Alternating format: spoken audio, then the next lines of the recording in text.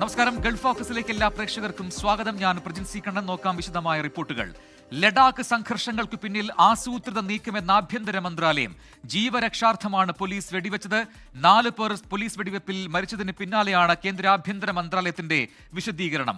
Arab വസന്തവും നേപ്പാളിലെ ജൻസി പ്രതിഷേധവും ഉയർത്തിക്കാട്ടി സോനം വാങ്ചുക് ജനങ്ങളെ വഴിതെറ്റിച്ചുവെന്നും ഈ വിശദീകരണത്തിൽ പറയുന്നു. വിവരങ്ങളുമായി അജീഷ് ജയകുമാർ ഡൽഹിയിൽ നിന്ന് ചേരുന്നു. അജീഷ്, കേന്ദ്ര ആഭ്യന്തര മന്ത്രാലയത്തിന്റെ വിശദീകരണമാണ് നിലവിൽ പുറത്തു വന്നിരിക്കുന്നത്. ഇത് ആസൂത്രിതമായ നീക്കമാണെന്ന് പറയുന്നു കേന്ദ്ര സർക്കാരിനെതിരെ. ഒപ്പം തന്നെ ജൻസി പ്രതിഷേധം, നേപ്പാളിലെ പ്രതിഷേധം, അതൊക്കെ ഉയർത്തിക്കാട്ടി ജനങ്ങളെ തെറ്റിദ്ധരിപ്പിച്ചു. വാങ്ചുക്കിനെതിരെയാണ് കേന്ദ്ര ആഭ്യന്തര മന്ത്രാലയത്തിന്റെ ഈ പ്രസ്താവന എന്ന് തന്നെ പറയേണ്ടിയിരിക്കുന്നു. ഈ സമരം അവസാനിപ്പിച്ച് വീട്ടിലേക്ക് പോവുകയാണ് ഉണ്ടായത് എന്നൊക്കെയുള്ള കുറ്റപ്പെടുത്തൽ കൂടി ആഭ്യന്തര മന്ത്രാലയത്തിന്റെ ഭാഗത്തുണ്ടാകുന്നുണ്ടല്ലോ. എന്താണ് കൂടുതൽ വിവരങ്ങൾ? പ്രജിൻ, ഈ മാസം 15-ാം തീയതി മുതലാണ് ലഡാക്കിൽ വിവിധ ആവശ്യങ്ങൾ ഉന്നയിച്ച് സോനം വാങ്ചുക്കിന്റെ നേതൃത്വത്തിൽ ഈ സമരം തുടങ്ങിയത്. ഈ സമരത്തിന് അണികളായിട്ട് യുവാക്കളായിരുന്നു കൂടുതലും അണിനിരുന്നത്. ഈ സമരത്തിന്റെ തുടങ്ങിയ ഒരു പശ്ചാത്തലത്തിൽ ആ ഒരു സമയത്ത് തന്നെ കേന്ദ്ര ആഭ്യന്തര മന്ത്രാലയം, അവിടുത്തെ ലഫ്റ്റനന്റ് ഗവർണർ അടക്കമുള്ളവർ അവിടുത്തെ ഈ സമരക്കാരുമായി ചർച്ച നടത്തുന്നുണ്ടായിരുന്നു. ഇവരുടെ ആവശ്യങ്ങൾ ലഡാക്ക് അപ്പെക്സ് ബോഡിയുമായി ചർച്ച നടത്തുന്നുണ്ടായിരുന്നു. മാത്രമല്ല അവിടുത്തെ അതിലെ രാഷ്ട്രീയ പാർട്ടി പ്രതിനിധികളടക്കം ഒഴിവാക്കി ഒരു സ്വതന്ത്ര സംഘടനയായിട്ടാണ് ആ ലഡാക്ക് അപ്പെക്സ് ബോഡി നിലനിന്നിരുന്നതും ചർച്ചകൾ നടത്തിയിരുന്നത്. പക്ഷേ ഈ ചർച്ചകൾ നടത്തുമ്പോഴും സോനം വാങ്ചുക്ക് സമരവുമായി മുന്നോട്ട് പോകുകയായിരുന്നു എന്നാണ് ഈ കേന്ദ്ര ആഭ്യന്തര മന്ത്രാലയത്തിന്റെ പ്രസ്താവനയിൽ കുറ്റപ്പെടുന്നത്. മാത്രമല്ല ഈ അടുത്തിടെ നേപ്പാളിൽ നടന്ന ഈ ജൻസി പ്രതിഷേധം, ഒപ്പം തന്നെ അറബ് വസന്തം തുടങ്ങിയ വിഷയങ്ങളിൽ ഊന്നിയുള്ള പ്രസംഗങ്ങൾ, ഇത് ഈ യുവാക്കളെ, പ്രത്യേകിച്ച് ജനങ്ങളെ വഴിതെറ്റിക്കാൻ ശ്രമിച്ചു അല്ലെങ്കിൽ അതിനിടയാക്കി എന്നുള്ളൊരു കുറ്റപ്പെടുത്തൽ കൂടിയുണ്ട്. അങ്ങനെയാണ് ഇന്ന് പെട്ടെന്ന് ഈ പ്രതിഷേധം പൊട്ടിപ്പുറപ്പെട്ടതും അത് അക്രമാസക്തമായതും. എന്നാൽ ഈ പ്രതിഷേധം അക്രമാസക്തമായപ്പോൾ അതിനെ അവസാനിപ്പിക്കാൻ നിൽക്കാതെ, അത് തടയിടാൻ ശ്രമിക്കാതെ നിരാഹാരം അവസാനിപ്പിച്ച് സോനം തന്റെ ഗ്രാമത്തിലേക്ക് മടങ്ങുകയായിരുന്നുവെന്നാണ് ഈ കേന്ദ്ര ആഭ്യന്തര മന്ത്രാലയത്തിന്റെ പ്രസ്താവനയിൽ കുറ്റപ്പെടുത്തുന്നത്. അജീഷ് ജയകുമാറാണ് ഡൽഹിയിൽ നിന്ന് വിശദാംശങ്ങൾ നൽകിയത്. സൗദിയുടെ 95ാമത് ദേശീയ ദിനാഘോഷ പരിപാടികൾ സജീവമായി നടക്കുകയാണ്. രാജ്യം 95ന്റെ നിറവിൽ എത്തി നിൽക്കുമ്പോൾ മലയാളി പ്രവാസികളും ആഘോഷത്തിന്റെ ഭാഗമാവുകയാണ്. ദമാമിൽ നിന്നുള്ള റിപ്പോർട്ട് കാണാം. അന്നം തരുന്ന രാജ്യത്തിന്റെ 95ാം പിറന്നാൾ ദിനത്തിൽ സൗദിയിലെ മലയാളി പ്രവാസികളും ഏറെ ആവേശത്തിലും ആഘോഷത്തിലും ആരവത്തിലുമാണ്.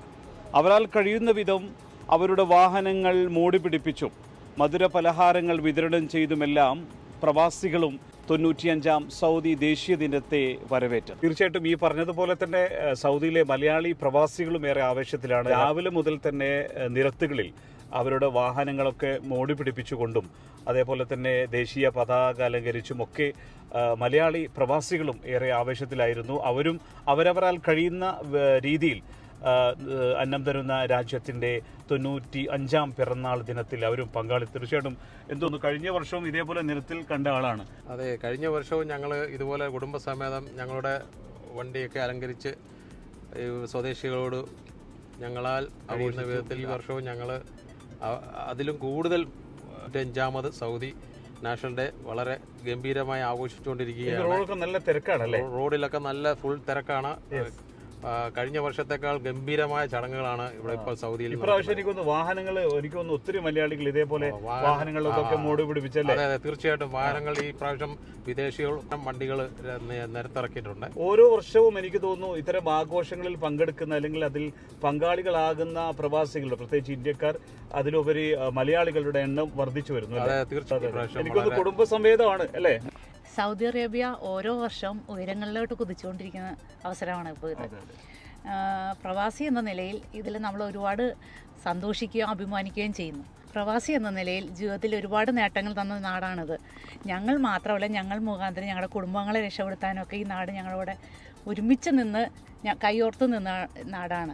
പെറ്റമ്മയെ പോലെ തന്നെ പോറ്റമ്മയായ ഈ നാടിനെയും ഒരുപാട് ആദരിക്കുകയും ബഹുമാനിക്കുകയും ചെയ്യും. അതുകൊണ്ട് തന്നെയാണ് ഇന്നത്തെ ദിവസം പൂർണ്ണമായും അല്ലേ വാഹനത്തിൽ ഇറങ്ങി ഇങ്ങനെ അവരോടൊപ്പം ചേർന്നുകൊണ്ട് നമ്മുടെ സന്തോഷം എളിയ രീതിയിൽ അന്നം തരുന്ന നാടിന് വേണ്ടിയിട്ട് ഈ രീതിയിൽ അങ്ങ് ആഘോഷിക്കാന്ന്. നമ്മുടെ അന്നം തരുന്ന രാജ്യത്തിന്റെ സ്വദേശികൾക്കൊപ്പം ചേർന്ന് ആഘോഷത്തിൽ ലയിച്ച് ഈ രാജ്യത്തിന്റെ 95ാം പിറന്നാൾ ദിനത്തിൽ പങ്കാളികളാകാൻ കഴിഞ്ഞ സന്തോഷത്തിലാണ് എല്ലാ മലയാളികളും. ദമാമിൽ നിന്നും സുബൈർ ഉദ്നൂർ, 24. സൗദിയിൽ നജ്റാൻ KMCC രക്തദാന ക്യാമ്പ് സംഘടിപ്പിച്ചു. രാജ്യത്തിന്റെ 95ാം ദേശീയ ദിനത്തോടനുബന്ധിച്ചായിരുന്നു പരിപാടി. കിങ് ഖാലിദ് ഹോസ്പിറ്റലിൽ നടന്ന ക്യാമ്പിൽ നിരവധി പ്രവർത്തകർ പങ്കെടുത്തു. Najran KMCC central committee president Saleem Uppala, secretary Sathar Thachanattukara, convener Haris Koduvally തുടങ്ങിയവർ നേതൃത്വം നൽകി. ഇതര സംഘടനാ പ്രതിനിധികളും ക്യാമ്പിൽ പങ്കെടുത്തു. സൗദി ദേശീയ ദിനാഘോഷങ്ങളുടെ ഭാഗമായി ജിദ്ദയിൽ OICC മലപ്പുറം ജില്ലാ കമ്മിറ്റി രക്തദാന ക്യാമ്പ് സംഘടിപ്പിച്ചു. റുവൈസ് ഇന്റർനാഷണൽ മെഡിക്കൽ സെന്ററുമായി സഹകരിച്ചായിരുന്നു ക്യാമ്പ്. CTP ഇസ്മായിൽ വണ്ടൂർ ഉദ്ഘാടനം ചെയ്തു. മഹത്തരമായ പ്രവർത്തനമാണ് കൂട്ടായ്മ ചെയ്യുന്നതെന്ന് IMC blood bank manager doctor Ahmed Sheikh പറഞ്ഞു. ഇസ്മയിൽ കുരിപ്പൊയിൽ, UM ഹുസൈൻ മലപ്പുറം, ഫൈസൽ മക്കരപ്പറമ്പ് തുടങ്ങിയവർ നേതൃത്വം നൽകി.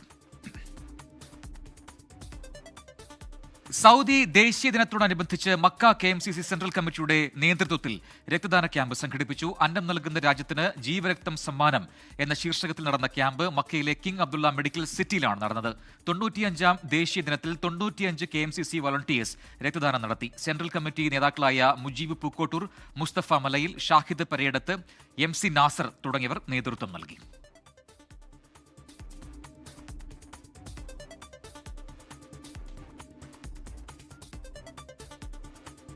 സൗദി കിഴക്കൻ പ്രവിശ്യയിലെ കൊണ്ടോട്ടി സ്വദേശികളുടെ കൂട്ടായ്മയായ കൊണ്ടോട്ടിയൻസ് അറ്റ് ദമാം 2ാം വാർഷികാഘോഷങ്ങളുടെ ഭാഗമായി കൊണ്ടോട്ടി മഹോത്സവം മോയിൻകുട്ടി വൈദ്യർ നൈറ്റ് സംഘടിപ്പിക്കും. സെപ്റ്റംബർ 26-ന് ദമാം ഫൈസലിയയിൽ വെച്ച് നടക്കുന്ന പരിപാടിയിൽ കൊണ്ടോട്ടി MLA TV ഇബ്രാഹിം മുഖ്യ അതിഥിയാകും.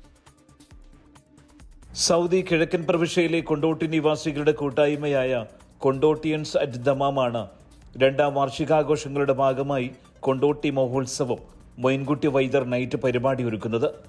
വെള്ളിയാഴ്ച ദമാം ഫൈസലയിലെ ഓഡിറ്റോറിയത്തിൽ വെച്ചായിരിക്കും കൊണ്ടോട്ടി മഹോത്സവം മൊയിൻകുട്ടി വൈദ്യർ നൈറ്റ് അരങ്ങേറുക. കൊണ്ടോട്ടി MLA TV ഇബ്രാഹിം മുഖ്യാതിഥിയായി എത്തുന്ന പരിപാടിയിൽ മാപ്പിള കലാ ഗവേഷകനും കൊണ്ടോട്ടി മുനിസിപ്പൽ വൈസ് ചെയർമാനുമായ അഷ്റഫ് മടാനും കിഴക്കൻ പ്രവിശ്യയിലെ കലാ, സാമൂഹിക, സാംസ്കാരിക പ്രമുഖരും പരിപാടിയിൽ സംബന്ധിക്കും. വൈകിട്ട് 6 മണിക്ക് ആരംഭിക്കുന്ന സംഗീത സന്ധ്യയിൽ Patturumal fame Surmi Wayanad, new generation sensation singer Fahad Bakkar, പ്രവാസ സംഗീത വേദികളിലെ നിറസാന്നിധ്യം ഷുഹൈബ് മലക്കാർ, പ്രശസ്ത ഗായകൻ കരീം മാവൂർ തുടങ്ങിയവർ അണിനിരക്കും. കൂട്ടായ്മയിലെ അംഗങ്ങൾക്കായുള്ള സാമൂഹിക സുരക്ഷാ സേവന പദ്ധതികളുടെ പ്രഖ്യാപനവും വേദിയിൽ വെച്ച് നടക്കും. കൊണ്ടോട്ടിയുടെ കഥ പറയുന്ന സാംസ്കാരിക കലാപരിപാടിയും കോൽക്കളി, ഒപ്പന, വൈദ്യർ പാട്ടുകൾ, സംഗീത വിരുന്നുകൾ എന്നിവ കൊണ്ടെല്ലാം സമ്പന്നമാകും കൊണ്ടോട്ടി മഹോത്സവമായ മൊയിൻകുട്ടി വൈദ്യർ നൈറ്റ്. പരിപാടിയിലേക്കുള്ള പ്രവേശനം തികച്ചും സൗജന്യമാണെന്നും പരിപാടിയുടെ ഒരുക്കങ്ങളെല്ലാം പൂർത്തിയായതായും ഭാരവാഹികളായ ആലിക്കുട്ടി ഒളവട്ടൂർ, C അബ്ദുൽ ഹമീദ്, സെക്രട്ടറി അഷ്റഫ് കൊണ്ടോട്ടി, സിദ്ദീഖ് ആനപ്ര, ഷമീർ കൊണ്ടോട്ടി, റിയാസ് മരക്കാട്ട് തൊടിക, അനീസ് കോട്ടപ്പുറം എന്നിവർ അറിയിച്ചു. സുബൈറുദ്ദീനൂർ, 24 ദമാം. രാഷ്ട്രീയ അസ്ഥിരതയും ആഭ്യന്തര സംഘർഷങ്ങളും കാരണം ജനജീവിതം ദുസ്സഹമായി തീർന്ന ഒരു ഭൂപ്രദേശമാണ് ഇന്നത്തെ യമൻ. ഇടയ്ക്കിടെയുണ്ടാവുന്ന ഇസ്രയേൽ ആക്രമണവും യമനിലെ ജീവിതം കൂടുതൽ ദുരിതപൂർണ്ണമാക്കിയിരിക്കുന്നു. യമനിലെ തലസ്ഥാന നഗരമായ സനായിൽ നിന്നും ഞങ്ങളുടെ പ്രതിനിധി അൻവർ പാലരി തയ്യാറാക്കിയ റിപ്പോർട്ട് കാണാമിനി. അറേബ്യൻ ഉപദ്വീപിൽ സൗദി അറേബ്യ കഴിഞ്ഞാൽ ഏറ്റവും വലിയ രാജ്യമാണെങ്കിലും രാഷ്ട്രീയ അസ്ഥിരതയും ആഭ്യന്തര സംഘർഷങ്ങളും കാരണം ഉറക്കം നഷ്ടപ്പെട്ട ഒരു ജനതയുടെ പേരാണ് ഇന്ന് യമൻ. വടക്ക് സൗദി അറേബ്യയും പടിഞ്ഞാറ് ചെങ്കടലും കിഴക്ക് ഒമാനും അതിർത്തികൾ പങ്കിടുന്ന അറേബ്യൻ ഉപദ്വീപിലെ ഏറ്റവും പുരാതനവും സാംസ്കാരിക സമ്പന്നവുമായ ഭൂപ്രദേശം. എന്നാൽ തുടർച്ചയായ ആഭ്യന്തര സംഘർഷങ്ങളും യുദ്ധങ്ങളും ഏതു നിമിഷവും കടപുഴകി വീഴാവുന്ന ഭരണവ്യവസ്ഥയുമെല്ലാം ചേർന്ന് ഈ രാജ്യത്തെ ജനജീവിതം ഇന്ന് നരകതുല്യമാക്കിയിരിക്കുന്നു. തലസ്ഥാനമായ സന ഉൾപ്പെടെ തന്ത്രപ്രധാനമായ ഭാഗങ്ങളെല്ലാം സയ്യിദി ഷിയ വിഭാഗമായ ഹൂതികളുടെ നിയന്ത്രണത്തിൽ. രാജ്യത്തിന്റെ പകുതിയോളം ഭാഗങ്ങളാവട്ടെ സൗദി പിന്തുണക്കുന്ന ഔദ്യോഗിക ഭരണകൂടത്തിന് കീഴിലും. ഹൂതി മേഖലയിലെ ഇറാൻ സ്വാധീനവും ഇസ്രായേലിൽ നിന്നുൾപ്പെടെ ഇതിനെതിരെ ഉയർന്നുവരുന്ന ഭീഷണികളും മുഴുവൻ സമയവും ഒരു യുദ്ധകാലത്തിന്റെ ജാഗ്രത രാജ്യത്തുടനീളം നിലനിർത്തുന്നുണ്ട്. അറബ് വസന്തത്തിന്റെ കൊടുങ്കാറ്റ് ആഞ്ഞുവീശിയതിനെ തുടർന്ന് ദീർഘകാലം പ്രസിഡന്റായിരുന്ന അബു അബ്ദുല്ല സാലെ രാജിവെച്ചൊഴിയുകയും അബ്ദുൽ റബ്ബ് മൻസൂർ ഹാദി ആ സ്ഥാനം ഏറ്റെടുക്കുകയും ചെയ്തെങ്കിലും രാഷ്ട്രീയ സുസ്ഥിരതയ്ക്ക് പകരം കൂടുതൽ അശാന്തിയിലേക്ക് കൂപ്പുകുത്തുന്ന ഒരു രാജ്യത്തിന്റെ ദുരിത ചിത്രങ്ങളാണ് തുടർന്നും ലോകം കണ്ടത്. സ്ഥാനമൊഴിഞ്ഞ അബു അബ്ദുല്ല സാലെ 2015 ഹൂതികളുമായി ചേർന്ന് ഭരണകൂടത്തിനെതിരെ യുദ്ധം പ്രഖ്യാപിക്കുകയും പ്രസിഡന്റ് അബ്ദുൾ റബ്ബ് മൻസൂർ ഹാദി അധികാരത്തിൽ നിന്ന് സ്ഥാനഭ്രഷ്ടനാക്കപ്പെടുകയും ചെയ്തു. 2017 അബ്ദുല്ല സാലെ ഹൂതികളുമായുള്ള ചങ്ങാത്തം ഉപേക്ഷിക്കുകയും ശത്രുക്കളായ സൗദി അറേബ്യ, UAE എന്നിവയുമായി ബന്ധം സ്ഥാപിക്കുകയും ചെയ്തതോടെ ആഭ്യന്തര യുദ്ധം രൂക്ഷമാവുകയും 2017 അബ്ദുല്ല സാലെ കൊല്ലപ്പെടുകയും ചെയ്തു. ഹൂതികൾക്കും യമനി ഭരണകൂടത്തിനുമിടയിൽ നിലനിന്ന തുടർച്ചയായ ഉപരോധങ്ങളും ആഭ്യന്തര സംഘർഷങ്ങളും ജനജീവിതം കൂടുതൽ ദുരിതപൂർണമാക്കുകയായിരുന്നു. കഴിഞ്ഞ വർഷം ഹൂതികളും യമനിലെ ഭരണകൂടവും പരസ്പര സഹകരണ കരാറിലെത്തിയെങ്കിലും ആഭ്യന്തര സംഘർഷങ്ങൾ ഇപ്പോഴും യമന്റെ ഉറക്കം കെടുത്തുകയാണ്. യമനിലെ നിയമാനുസൃത ഭരണകൂടവുമായി ഒരു പതിറ്റാണ്ടിലേറെയായി യുദ്ധത്തിലായിരുന്ന ഹൂതി വിമതരെ സൗദി പിന്തുണയുള്ള ഔദ്യോഗിക ഭരണകൂടം ഒടുവിൽ അംഗീകരിച്ചെങ്കിലും തലസ്ഥാന നഗരമായ സന്ന മാത്രമല്ല പ്രധാന തുറമുഖമായിരുന്ന ഹുദൈദയും ഹൂതികൾ പിടിച്ചതോടെ ഔദ്യോഗിക ഭരണകൂടം ഉപരോധ സമാനമായ അവസ്ഥയിലാണ്. അതുകൊണ്ട് തന്നെ ഏത് നിമിഷവും പൊട്ടിപ്പുറപ്പെടാവുന്ന ഒരു ആഭ്യന്തര സംഘർഷത്തിന്റെ നടുവിൽ ജീവിക്കുന്ന യമൻ ജനതയ്ക്ക് രാഷ്ട്രീയ സുസ്ഥിരതയുള്ള ഒരു ഭരണവും സമാധാനത്തോടെയുള്ള ജീവിതവും സ്വപ്നം കാണണമെങ്കിൽ ഇനിയും ദീർഘകാലം കാത്തിരിക്കേണ്ടി വരും. തുടർച്ചയായ യുദ്ധങ്ങളും സുന്നി ഷിയ സംഘർഷങ്ങളും കാരണം സാമ്പത്തിക തകർച്ച നേരിടുന്ന ഒരു രാജ്യത്തെ ദുരിത ജീവിതങ്ങളാണ് യമനിൽ എങ്ങും ഇപ്പോൾ നമുക്ക് കാണാൻ കഴിയുക. യമൻ തലസ്ഥാനമായ സന്നയിൽ നിന്നും അക്ബർ മലേരി 24. സംസ്കൃതി ഖത്തറിന്റെ രജത ജൂബിലി ആഘോഷങ്ങളുടെ ഭാഗമായി സെപ്റ്റംബർ 26 വക്രയിലെ DPSMIS ഓഡിറ്റോറിയത്തിൽ സാഹിത്യോത്സവം സംഘടിപ്പിക്കുന്നു. പ്രവാസി മലയാളികളിൽ സാഹിത്യ അഭിരുചി വളർത്തുന്ന തരത്തിൽ വിവിധ പരിപാടികൾ നടക്കുമെന്ന് സംഘാടകർ വാർത്താ സമ്മേളനത്തിൽ അറിയിച്ചു. സാഹിത്യോത്സവത്തിന്റെ ഭാഗമായി രാവിലെ മുതൽ ഖത്തറിലെ ഇന്ത്യൻ സ്കൂളുകളിൽ നിന്നുള്ള ഹൈസ്കൂൾ, ഹയർ സെക്കൻഡറി വിഭാഗങ്ങളിലെ കുട്ടികൾക്കായി കഥ, കവിത, ഉപന്യാസ രചനാ മത്സരങ്ങൾ സംഘടിപ്പിക്കും. മലയാളത്തിലെ പ്രമുഖ എഴുത്തുകാരായ സുഭാഷ് ചന്ദ്രൻ, ഷീല ടോമി, PN ഗോപികൃഷ്ണൻ എന്നിവർ പങ്കെടുക്കുന്ന സാഹിത്യ സെമിനാറും തുടർന്ന് പ്രമുഖ മാധ്യമപ്രവർത്തകരായ MB നികേഷ് കുമാർ, ഷാനി പ്രഭാകരൻ, ശരചന്ദ്രൻ എന്നിവർ പങ്കെടുക്കുന്ന മാധ്യമ സെമിനാറും നടക്കും. ഖത്തർ സംസ്കൃതി ഓഫീസിൽ നടന്ന വാർത്താ സമ്മേളനത്തിൽ Samskriti president Sabith Saheer, general secretary Shamseer Arikkulam, Pravasi Kshemanidhi board director EM Sudheer, Samskriti സാഹിത്യ വിഭാഗം കൺവീനർ ശ്രീനാഥ് ശങ്കരൻകുട്ടി എന്നിവർ പങ്കെടുത്തു. റിയാദിലെ തൃശൂർ ജില്ലാ പ്രവാസി കൂട്ടായ്മയുടെ നേതൃത്വത്തിൽ ഓണാഘോഷം സംഘടിപ്പിച്ചു. സാംസ്കാരിക പരിപാടിയുടെ ഉദ്ഘാടനം Indian embassy second secretary Praveen Kumar നിർവഹിച്ചു. പ്രസിഡന്റ് രാധാകൃഷ്ണൻ കലവൂർ അധ്യക്ഷനായി. സഗീർ അന്താറത്തറ സ്വാഗതം പറഞ്ഞു. സംഘടന നാളിതുവരെ കൈവരിച്ച പ്രധാന നേട്ടങ്ങളെക്കുറിച്ച് പ്രോഗ്രാം കൺവീനർ സോണറ്റ് കൊടകര വിശദീകരിച്ചു. തൃശൂരിന്റെ സാംസ്കാരിക പാരമ്പര്യങ്ങൾ നിലനിർത്തിയുള്ള കലാരൂപങ്ങളായ നാടൻപാട്ട്, പുലിക്കളി എന്നിവയും വൈവിധ്യമാർന്ന നൃത്തനൃത്യങ്ങളും പരിപാടിയിൽ അരങ്ങേറി. സൂപ്പർ സ്റ്റാർ സിംഗർ ആവിർ വിന്നയും കരിങ്കാളി ഫെയിം ശ്രീകുമാറും അവതരിപ്പിച്ച ഗാനസന്ധ്യയും പരിപാടി മനോഹരമാക്കി.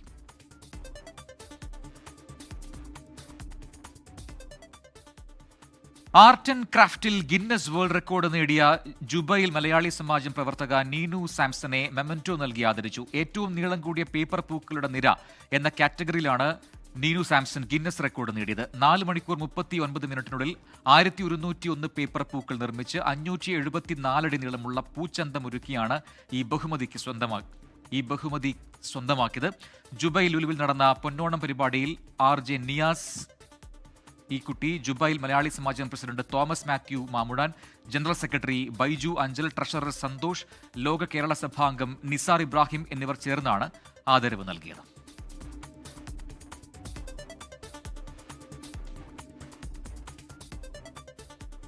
ഓണം ആഘോഷിച്ച് Canadian Malayali association of postal Samriddhi 2025 എന്ന പേരിലൊരുക്കിയ ഓണാഘോഷ പരിപാടികൾക്ക് മിസിസാഗയിലെ saint Francis Xavier secondary school വേദിയായി.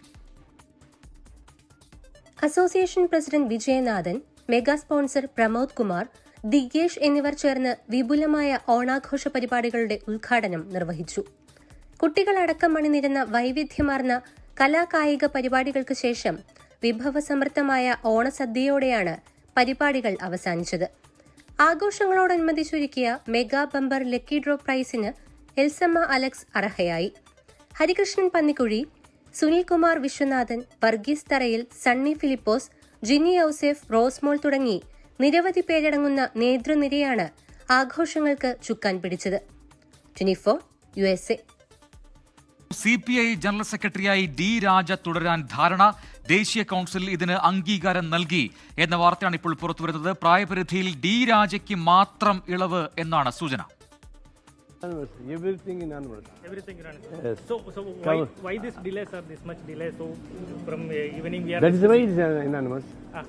Without discussion, how it is possible? So are we waiting for any unanimous decision? No. Everything, even conceive also 9 months she carries, then she delivers. How then she will be happy. Like that we discuss seriously, then resolve everything peaceful. No problem. There are some discussion on exception and age limits. We have given exemption for Raja. Balram Nedungadi ചണ്ഡീഗഡിൽ നിന്ന് ചേരുന്നു കൂടുതൽ വിവരങ്ങളുമായി. Balram, D രാജ തന്നെ CPI general സെക്രട്ടറിയായി തുടരും. പ്രായപരിധിയിൽ D രാജയ്ക്ക് മാത്രം ഇളവ് നൽകിയിരിക്കുന്നു എന്ന വാർത്ത ഇപ്പോൾ അത് സ്ഥിരീകരിക്കുന്നുണ്ടോ?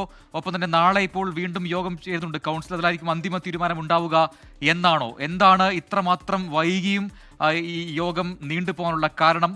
വിവരങ്ങൾ എന്താണ്? പ്രജിൻ, ജനറൽ സെക്രട്ടറിയായി ഡി രാജ തുടരും എന്ന കാര്യം സ്ഥിരീകരിച്ചിരിക്കുന്നത് ദേശീയ സെക്രട്ടേറിയറ്റ് അംഗം ഡോക്ടർ കെ നാരായണ തന്നെയാണ്. അദ്ദേഹം മാധ്യമങ്ങളെ കണ്ട ഘട്ടത്തിലാണ് ഈ ദേശീയ സെക്രട്ടേറിയറ്റിൽ പ്രായപരിധിയിൽ ഇളവ് നൽകാൻ തീരുമാനിച്ചിരിക്കുന്നത്. ഒരാൾക്ക് മാത്രമാണ്, അത് ജനറൽ സെക്രട്ടറി ഡി രാജയ്ക്ക് മാത്രമാണ് ഇളവ് നൽകുക. അദ്ദേഹം തുടരും എന്ന കാര്യവും അദ്ദേഹം സ്ഥിരീകരിച്ചിട്ടുണ്ട്. മറ്റ് 4 പേർ പ്രായപരിധി മാനിച്ചുകൊണ്ട് പുറത്തു പോകുന്ന 75 വയസ്സ് പ്രായമായ ആളുകളിൽ അദ്ദേഹവും ഉൾപ്പെടുന്നുണ്ട്. ഡോക്ടർ കെ നാരായണ, ഒപ്പം തന്നെ പല്ലബ് സെൻ ഗുപ്ത, ഇതുകൂടാതെ അസീസ് പാഷ, നാഗേന്ദ്രനാഥ് ഓജ എന്നീ 4 പേരായിരിക്കും ദേശീയ സെക്രട്ടേറിയറ്റിൽ നിന്നും 75 വയസ്സ് പ്രായപരിധി മാനിച്ചുകൊണ്ട് സെക്രട്ടേറിയറ്റിൽ നിന്നും പുറത്തു പോകുക. പകരം പുതിയ 4 അംഗങ്ങളെ തെരഞ്ഞെടുക്കും. ഈ കാര്യം ഏതാണ്ട് സ്ഥിരീകരിച്ചിരിക്കുന്നു. ഇത്തരത്തിലുള്ള ഒരു ധാരണയാണ് ഇന്ന് 4 മണിക്കൂറോളം ചേർന്ന ദേശീയ എക്സിക്യൂട്ടീവ് യോഗത്തിലും പിന്നീട് ഏതാണ്ട് നിമിഷങ്ങൾ മാത്രം നീണ്ടുനിന്ന ദേശീയ കൗൺസിൽ യോഗത്തിലും ഉണ്ടായിരിക്കുന്നത്. ഇതുമായി ബന്ധപ്പെട്ട് ഔദ്യോഗികമായ പ്രഖ്യാപനം നാളെ ആയിരിക്കും ഉണ്ടാവുക. നാളെ വീണ്ടും ദേശീയ എക്സിക്യൂട്ടീവും ദേശീയ കൗൺസിലും യോഗം ചേരുന്നുണ്ട്. 8 മണിക്ക് എക്സിക്യൂട്ടീവും 9 മണിക്ക് കൗൺസിൽ യോഗവും ചേരും. ഇന്ന് ചർച്ചകൾ നീണ്ടുപോകാനുള്ള കാരണമായി വിശദീകരിക്കുന്നത്, ഇന്ന് ഓരോ ഈ പ്രായപരിധിയെ തുടർന്ന് മാറുന്ന അംഗങ്ങൾക്ക് പകരമായി ഓരോ സംസ്ഥാനങ്ങൾക്കുമുള്ള കോട്ട നിശ്ചയിക്കുകയാണ് ഉണ്ടായത്. അതോടൊപ്പം തന്നെ ഈ 30% 50 വയസ്സിൽ താഴെയുള്ള ആളുകൾ തുടങ്ങിയ ഈ പാർട്ടിയുടെ മാനദണ്ഡങ്ങൾക്കനുസൃതമായി ആളുകളെ തിരഞ്ഞെടുക്കുമ്പോൾ ഓരോ സംസ്ഥാനങ്ങൾക്കും ലഭിക്കുന്ന കോട്ട സംബന്ധിച്ചുള്ള ധാരണയിൽ എത്തുന്നതിന് വേണ്ടിയാണ് സമയം എടുത്തത് എന്നാണ് നേതാക്കൾ വിശദീകരിക്കുന്നത്. ഇനി സംസ്ഥാനങ്ങളായിരിക്കും ഈ ഒഴിവുകൾ ലഭിച്ച അല്ലെങ്കിൽ കോട്ട ലഭിച്ച ഈ സംസ്ഥാനങ്ങളായിരിക്കും അതിൽ ആരെല്ലാം ആണ് തിരഞ്ഞെടുക്കപ്പെടേണ്ടത് എന്ന പട്ടിക എക്സിക്യൂട്ടീവിന് മുന്നിൽ വെക്കുക. തുടർന്ന് അത് എക്സിക്യൂട്ടീവ് അംഗീകരിക്കുകയും തുടർന്ന് കൗൺസിലിന്റെ അന്തിമ അംഗീകാരത്തിന് നൽകുകയും ചെയ്യും. തുടർന്ന് എന്തായാലും CPI ജനറൽ സെക്രട്ടറിയായി ഡി രാജനെ തുടരാൻ ധാരണയായിരിക്കുന്നു എന്ന വാർത്തയാണ്, ബ്രേക്കിംഗ് വാർത്തയാണ് ഈ മണിക്കൂറിൽ പുറത്തു വന്നത്. കേരളം അടക്കമുള്ള സംസ്ഥാനങ്ങൾ ഇതിൽ പ്രായപരിധി മാനദണ്ഡം കർശനമായി പാലിക്കണം നേരത്തെ ആവശ്യപ്പെട്ടിരുന്നു എന്ന വാർത്തകൾ പുറത്തു വന്നിരുന്നു. പക്ഷേ ഇപ്പോൾ ഒരാൾക്ക് മാത്രമായി ആ പ്രായപരിധിയിൽ ഇളവ് നൽകിയിരിക്കുന്നു എന്നാണ് അറിയാൻ കഴിയുന്നത്. ബൽറാം നെടുങ്ങാടിയാണ് ചണ്ഡീഗഡിൽ നിന്നും വിവരങ്ങൾ പങ്കുവച്ചത്. മറ്റു വാർത്തകളിലേക്ക്. ഒമാനിൽ രാത്രി വൈകുവോളം ജോലിയിൽ തുടരുന്ന പ്രവാസികൾക്ക് നബിദിനാഘോഷങ്ങളുടെ ഗൃഹാതുര അനുഭവങ്ങളും നാട്ടോർമ്മകളും പങ്കുവയ്ക്കുന്നതിനായി ഒരുക്കിയ മിഡ് നൈറ്റ് ബ്ലൂം ശ്രദ്ധേയമായി. Restaurant, coffee shop, food stall, hyper market തുടങ്ങിയ സ്ഥാപനങ്ങളിലെ ജീവനക്കാരുടെ അപൂർവ സംഘവുമായി പരിപാടി മാറി. ICF-ഉം റൂബി അൽ കൗസർ മദ്രസയും ചേർന്നാണ് പരിപാടി സംഘടിപ്പിച്ചത്. റൂബി അൽഫവാൻ ഹാളിൽ നടന്ന പരിപാടിയിൽ മദ്രസ കാലയളവിൽ പഠിച്ച പാട്ടുകൾ സദസ്യർക്ക് മുന്നിൽ അവതരിപ്പിച്ചും ഗൃഹാതുര ഓർമ്മകളിലേക്കുള്ള മടങ്ങിപ്പോക്കും കൂടിയായി.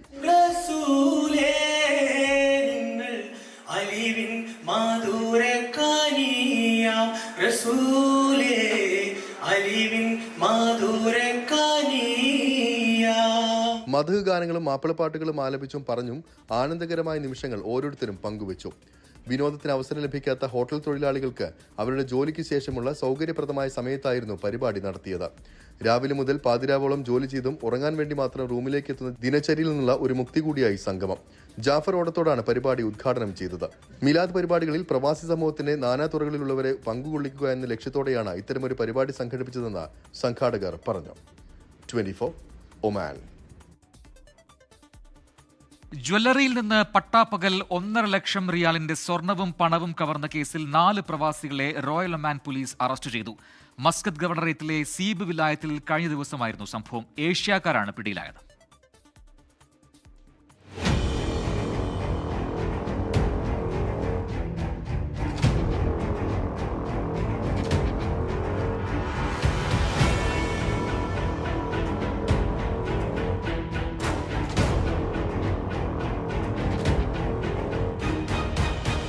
ജ്വല്ലറി ജീവനക്കാരെ തോക്കിൻ മുന്നിൽ നിർത്തിയായിരുന്നു കവർച്ച. ജ്വല്ലറിയിൽ അതിക്രമിച്ചു കയറി ജീവനക്കാരെ ഭീഷണിപ്പെടുത്തുകയും ആക്രമിക്കുകയും സ്വർണ്ണാഭരണങ്ങളും പണവും മോഷ്ടിക്കുകയും ചെയ്ത സംഘം കടന്നുകളയുകയായിരുന്നു.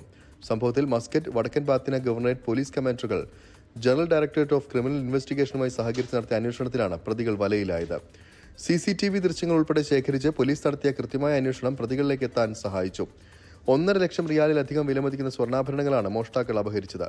മോഷ്ടിച്ച എല്ലാ സ്വത്തുക്കളും തിരിച്ചുപിടിക്കാനും പോലീസിന് സാധിച്ചിട്ടുണ്ട്. കുറ്റകൃത്യം റിപ്പോർട്ട് ചെയ്തയുടൻ പോലീസ് നടത്തിയ കൃത്യമായ അന്വേഷണമാണ് അതിവേഗം പ്രതികളിലേക്ക് എത്തിക്കാനും മോഷണ വസ്തുക്കൾ കണ്ടെത്താനും സഹായകരമായതെന്ന് പോലീസ് അറിയിച്ചു. സംഭവത്തിന്റെ ദൃശ്യങ്ങൾ റോയൽ ഒമാൻ പോലീസ് പങ്കുവച്ചിട്ടുണ്ട്. 24 ഒമാൻ. കുവൈറ്റ് മലയാളി സംഘടനയായ സാന്ത്വനം കുവൈറ്റും ഇടുക്കി ജില്ലയിലെ ഉപ്പുതറ പഞ്ചായത്തിൽ പ്രവർത്തിച്ചുവരുന്ന പശുപ്പാറ പീപ്പിൾസ് ക്ലബ് ആൻഡ് ലൈബ്രറിയും ചേർന്ന് പശുപ്പാറയിൽ നിർമ്മിച്ച palliative centre, community hall, library എന്നിവ ഉദ്ഘാടനം ചെയ്തു. ജലവിഭവ വകുപ്പ് മന്ത്രി റോഷി അഗസ്റ്റിൻ ഉദ്ഘാടനം ചെയ്തു.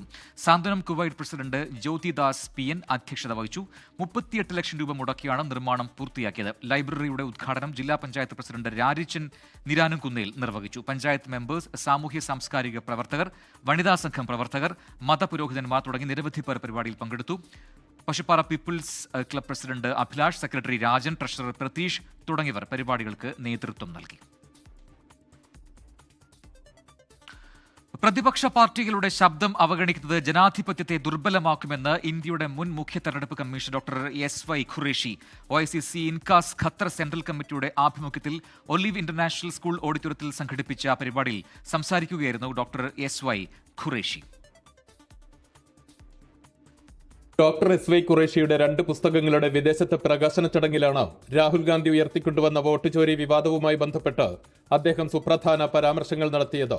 ഇത്തരം ആരോപണങ്ങൾ ഉണ്ടാകുമ്പോൾ ജനങ്ങളുടെയും രാഷ്ട്രീയ കക്ഷികളുടെയും പ്രത്യേകിച്ച് പ്രതിപക്ഷ പാർട്ടികളുടെയും ആശങ്കകളെ തെരഞ്ഞെടുപ്പ് കമ്മീഷൻ ഗൗരവത്തോടെ കാണണമെന്ന് അദ്ദേഹം ചൂണ്ടിക്കാട്ടി. രാജ്യത്തെ ജനാധിപത്യത്തിന്റെ അടിസ്ഥാനമായ തെരഞ്ഞെടുപ്പ് സംവിധാനത്തിൽ ജനങ്ങളുടെ വിശ്വാസം ഉറപ്പാക്കുന്നതിൽ തെരഞ്ഞെടുപ്പ് കമ്മീഷൻ നിർണായക പങ്ക് വഹിക്കേണ്ടതുണ്ട്. പ്രതിപക്ഷ നേതാവ് രാഹുൽ ഗാന്ധി ഉന്നയിച്ച ചോദ്യങ്ങൾക്ക് തെരഞ്ഞെടുപ്പ് കമ്മീഷൻ നൽകിയ മറുപടി നിരാശാജനകമാണെന്നും ജനാധിപത്യത്തിൽ പാർട്ടികൾ തമ്മിലുള്ള വിശ്വാസവും സമത്വവും ഉറപ്പുവരുത്തേണ്ടത് കമ്മീഷന്റെ ഉത്തരവാദിത്തമാണെന്നും ഡോക്ടർ ഖുറേഷി അഭിപ്രായപ്പെട്ടു. രാജ്യത്തിന്റെ ഭാവി ജനാധിപത്യാരോഗ്യത്തിനും രാഷ്ട്രീയ സംസ്കാരത്തിനും വിശ്വാസ്യത അനിവാര്യമാണെന്നും അദ്ദേഹം പറഞ്ഞു. NRI വോട്ടവകാശം, സാധ്യതകളും വെല്ലുവിളികളും എന്ന വിഷയവുമായി ബന്ധപ്പെട്ട സംവാദത്തിൽ വിവിധ പ്രവാസി സംഘടനാ പ്രതിനിധികളുമായി ഡോക്ടർ ഖുറേഷി സംവദിച്ചു. വിദേശത്ത് താമസിക്കുന്ന ഇന്ത്യക്കാർക്കും ജനാധിപത്യത്തിൽ നേരിട്ട് പങ്കാളികളാകാനുള്ള അവകാശം ഉറപ്പാക്കേണ്ടത് കാലത്തിന്റെ ആവശ്യമാണെന്ന് അദ്ദേഹം പറഞ്ഞു.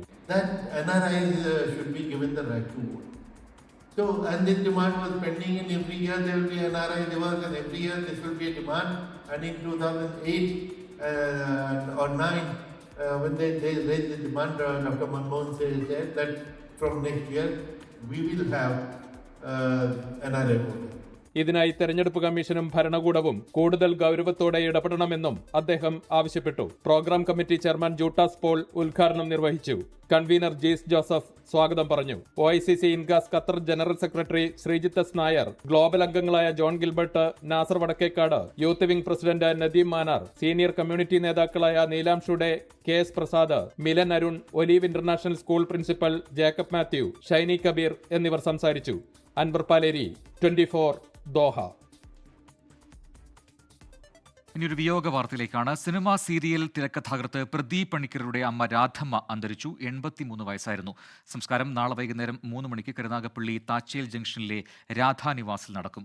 സംഗീത നാടക അക്കാദമി പുരസ്കാര ജേതാവ് പരേതനായ NG പണിക്കരാണ് ഭർത്താവ്. രാജലക്ഷ്മി GR, പ്രസന്നൻ GR എന്നിവരാണ് മറ്റു മക്കൾ. പഞ്ചായത്ത് ക്ലർക്കായി രാധമ്മ സേവനമനുഷ്ഠിച്ചിട്ടുണ്ട്. ഇതോടെ ഗൾഫ് ഫോക്കസ് പൂർത്തിയാവുന്നു. ലോകത്തെവിടെയായാലും ഏത് സമയത്തും 24 വാർത്തകളും ഓഗ്മെന്റഡ് റിയാലിറ്റി പാക്കേജുകളും എക്സ്പ്ലെയിനറുകളും വിശദമായി കാണാൻ ഞങ്ങളുടെ YouTube ചാനൽ നിങ്ങൾക്ക് സബ്സ്ക്രൈബ് ചെയ്യാം.